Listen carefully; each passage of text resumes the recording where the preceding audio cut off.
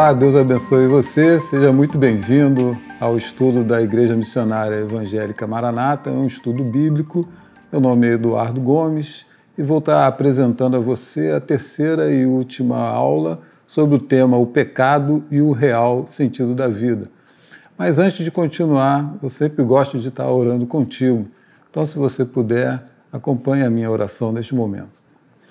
Senhor, estamos aqui mais uma vez para estudar a Tua Palavra e aprender dos Teus conceitos, dos Teus preceitos. Por favor, Pai, assiste a essa pessoa que está ouvindo esta aula agora, que eu possa ir de encontro ao seu coração, que eu possa estar abençoando sua família, sua vida, trazendo sobre ela cura, paz, consolo, e que a gente possa estar tratando, Pai, desse assunto aqui e fazendo a gente crescer diante de Ti também. Pai, que nós possamos aprender como é que nós podemos voltar a ter sentido na nossa vida. Nos ajude, Pai, a entender o real sentido da nossa vida e nos ajude a cumprir os Teus desígnios nas nossas vidas, é o que eu te peço em nome de Jesus. Amém. Muito bem, nós estamos tratando do tema O Pecado e o Real Sentido da Vida. E nas aulas anteriores nós já falamos que o pecado é a única coisa que nos afasta de Deus. Falamos também que os nossos atos pecaminosos vão revelar ou revelam que nós perdemos o rumo.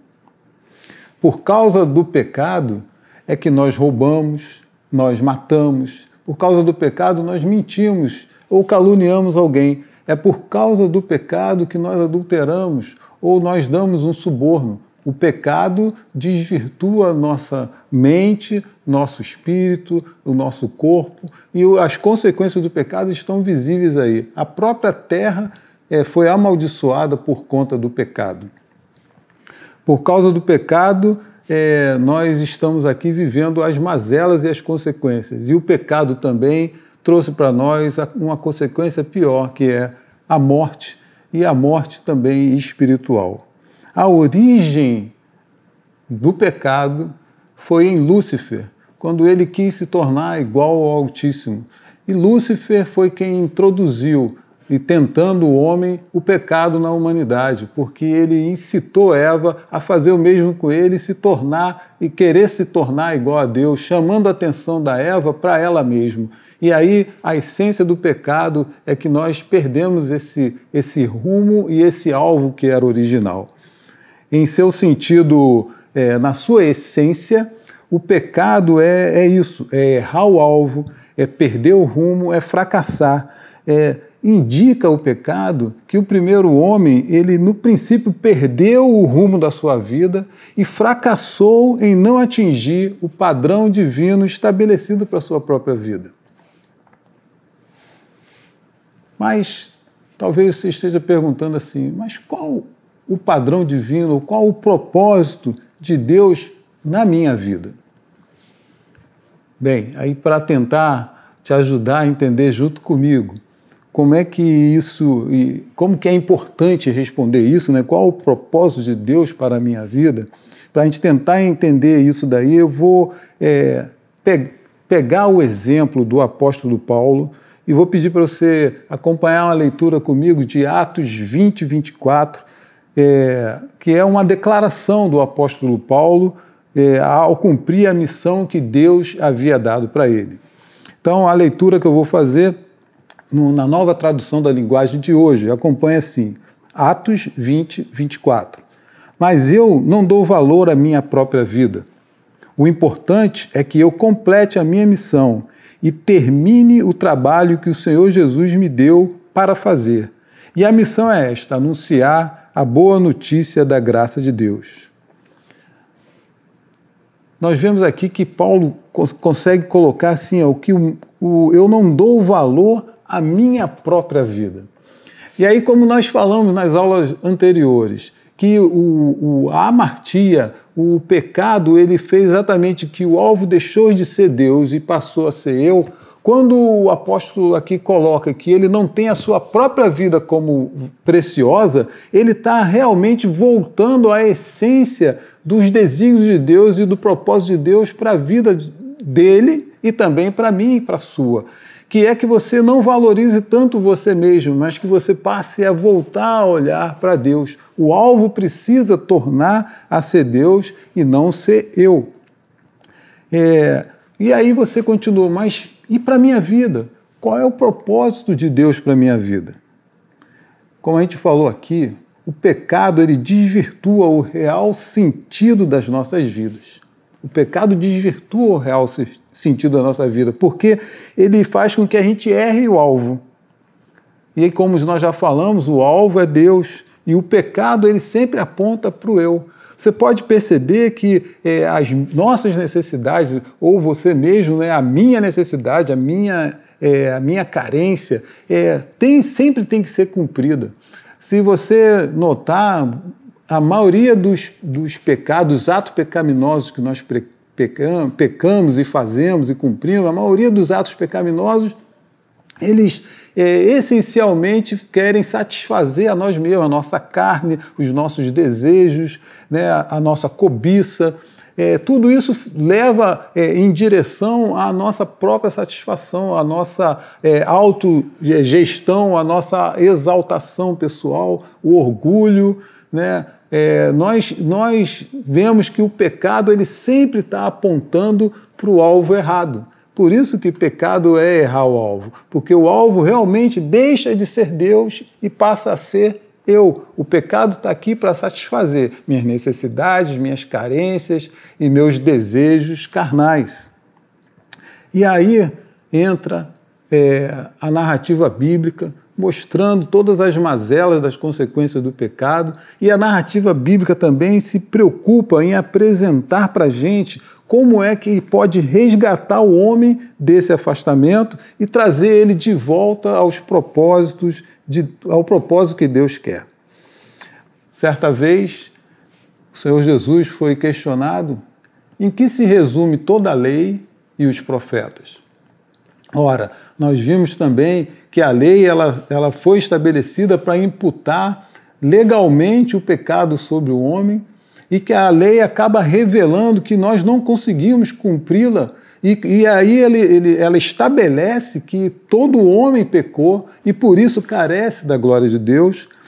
E aí Jesus é então perguntado em que se resume toda a lei e os profetas. Os profetas que anunciavam também as mazelas e denunciavam o erro e o pecado. Você vai caminhar pela Bíblia e em momento nenhum a Bíblia vai ocultar os erros e os pecados dos seus autores e atores. Ela revela que há uma mazela generalizada na humanidade, o gênero humano totalmente corrompido. E aí Jesus é perguntado, então, mestre, em que se resume toda a lei e os profetas? E aí, a resposta que Jesus dá, ela vai levar a gente a acertar o alvo, a voltar-se para aquilo que Deus quer para a nossa vida, a fazer a sua vontade. Mas fale logo, então, Eduardo, qual é a vontade de Deus? Bem, a simplicidade da resposta de Jesus, a simplicidade do Evangelho, resumiu Jesus assim, tudo, a lei e os profetas. Alguns já devem até saber do que eu estou falando. Jesus responde, toda a lei e os profetas se resume nisso.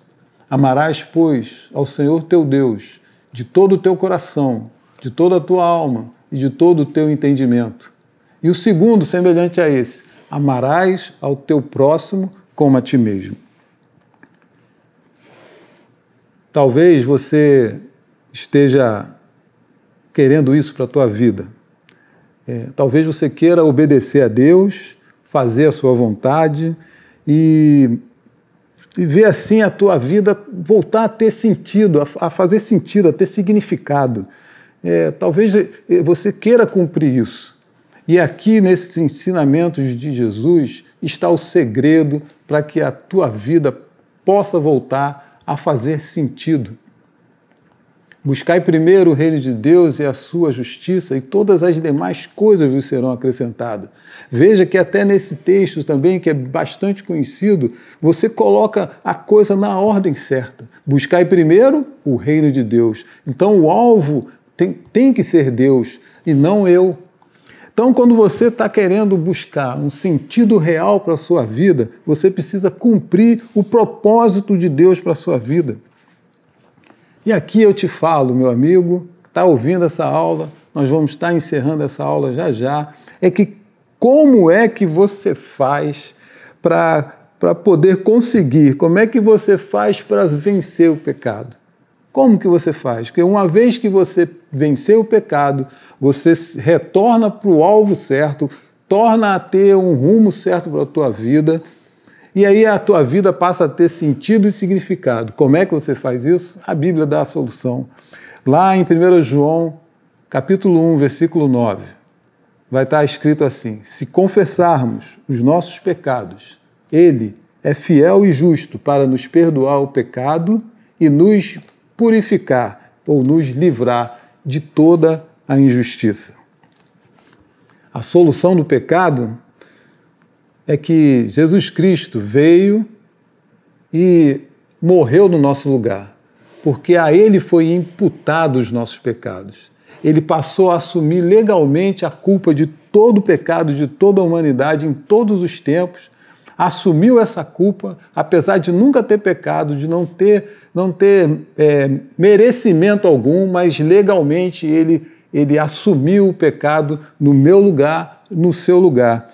E Deus permitiu, então, que Jesus viesse para que pudesse tirar toda a condenação. E a Bíblia fala que já nenhuma condenação há para aqueles que estão em Cristo Jesus. Está lá em Romanos, capítulo 8, versículo 1. A Bíblia também fala que como é feliz aquele cujas suas transgressões são perdoadas e seus pecados são apagados, no Salmo 32. E aí eu encerro esta série de lições dizendo que o pecado é perder o rumo, é fracassar nos desígnios de Deus. Mas o Senhor Jesus, com a sua morte, Ele pagou o preço do pecado e nos resgata de toda a injustiça. Você quer ser feliz?